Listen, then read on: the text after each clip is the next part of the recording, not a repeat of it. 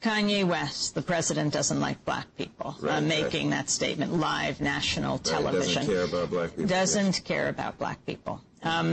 Talk about hip-hop, how Hurricane Katrina affected it, how it talked, how hip-hop artists dealt with it. Right. Well, that's a great point. Lil Wayne, who's a New Orleans rapper, spoke out about it in a very powerful way against Mr. Bush. Kanye West made his statement. What did you think that day? I think it was absolutely accurate. I write about this in my book. Look, he didn't say hate black people. He said doesn't care. And how do you measure? He didn't mean personally. He said that. He's talking about George Bush, not individually. He doesn't have dinner with him. He's talking about George Bush, the face of the government. George Bush, the representative of the American way of life and democratic institutions. This man, as our representative, failed to show up until 5 days later. So he doesn't care. How do you measure care in political terms? The development and delivery of critical resources during a critical time to vulnerable populations. He obviously doesn't care institutionally about these people. Whether he likes us individually, of course, I'm sure that's the case, but the institutional effect of his disregard is what's devastating. Jay-Z made an incredible, I think, the best hip-hop song in response to Hurricane Katrina is called Minority Report on his latest album. Check that out. And when he talks about President Bush and the refusal to recognize and acknowledge the humanity of these people, Most Def, Katrina Clapp made an incredible song. So hip-hop at its best responded to this lyrically. They gave their resources. David Banner from Mississippi, Kevin Powell, the activist who's part of the hip-hop generation, and many other hip-hop artists organized, especially around this issue, and it was quite admirable. And what effect does it have? Well, I think it at least raises the consciousness of people, number one.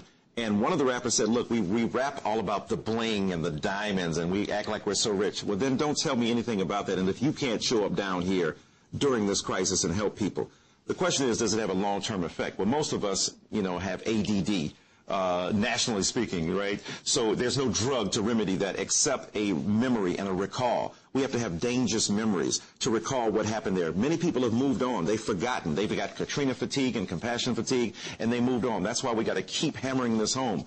And the rappers, like many other entertainers and artists, have largely moved on, but we have to recall their attention, and we have to stage these dramatic public displays of empathy and political sympathy for those who are most vulnerable still. Michael Eric Dyson, talk about conscious rap. Well, conscious rap is a very important subgenre within hip-hop, so-called young people who are conscious of the political limitations of the culture and who are conscientious about speaking out against them. A guy like Most Def, you can laugh and criticize Michael Jackson if you want to. Woody Allen molested and married his stepdaughter, same press kicking dirt on Michael's name shows Woody and Sonny at the playoff game. Or a guy like Talib Kweli. These cats drink champagne, toast death and pain, like slaves on a ship bragging about who got the flyest chain. Or a guy like Common, who's incredibly important, wrote a song about Assata Shakur on his album Like Water for Chocolate. So these are, or Lauryn Hill. Even after all my logic and my theory, I add a cuss word so you ignorant people hear me. So these are rappers who understand the political definition historically communicated in African-American culture about who we are as a people, and more broadly, progressive America, and try to bring that to bear on their rap art form. Last October here in New York, hundreds of people gathered for a town hall meeting on the future of diversity in the nation's media. Speakers included a number of artists and activists from the hip-hop community. One of them was M1 of Dead Prez. This is some of what he had to say. Right. We're sick and tired of not having voices that reflect exactly our reality in our community. We're sick and tired of that. And we're also sick and tired of being bombarded with senseless and useless and meaningless messages that don't do anything but drive forward this capitalist machine and get us to spend more and more. That's not what we want to hear. That's not what we want to hear. I work for the people. The streets is my office. I put my ear to the ground and I hear our movement. That's not being reported on the radio. That's not what's being seen on the TV.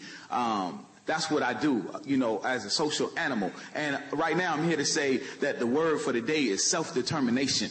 That's what we need, self-determination. That's what our inside this meeting, outside this meeting, over our lives, and it's being reflected in what's happening to our brains. What would Huey say on the 40th anniversary of the Black Panther Party? What would Huey P. Newton say? Community control, just like my partner here said.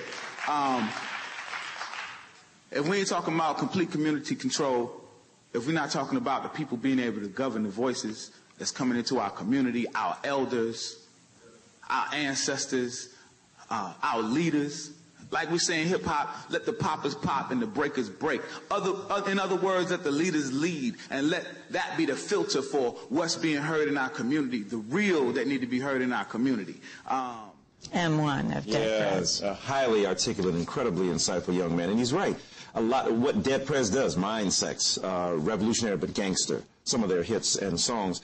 This group has not been nearly accorded the level of respect that it should have for being politically conscientious or, you know, on the front line, on the cutting edge, trying to tell the truth. And that's not a popular truth. You know, the white record executives and increasingly the black ones who control rap music are not trying to hear self-critical, self-conscious political rap as opposed to belligerent behinds and bouncing bosoms. They'd rather have that kind of stuff, the bling, the broad, the booze, as opposed to the serious political rebellion and activity. As he says, the streets is my office. I keep my ear to the ground, and that's not being reported. Most black radio and broader radio doesn't play the kind of progressive hip-hop we hear from him, or the Coup, a Bay Area group as well. Who determines what's heard?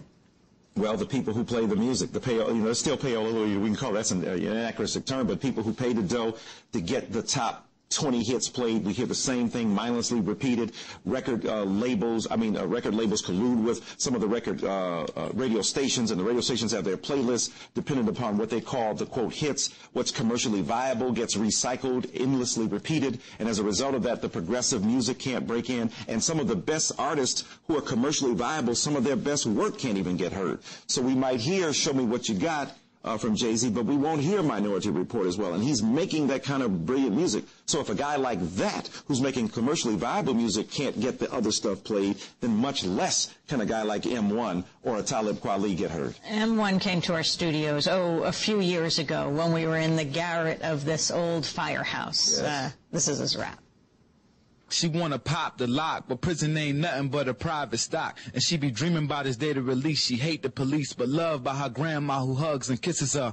Her father's a political prisoner, Free Fred, son of a Panther that the government shot dead back in 12/4/1969, 4 o'clock in the morning. It's terrible, but it's fine, cause Fred Hampton Jr. looks just like him, walks just like him, talks just like him, and it might be frightening the feds and the snitches to see him organize the gang brothers and sisters, so he had to be framed. Yo, you know how the game go. 18 years because the 5-0 said so. They said he set a fire to a Korean store, but he ignited the minds of the young, black, and poor. Behind enemy lines, my niggas are cellmates. Most of the youth never escape the jail fate. Super maximum camps will advance their game plan to keep us in the hands of the man locked up. For Tupac. They try to make us think we crazy.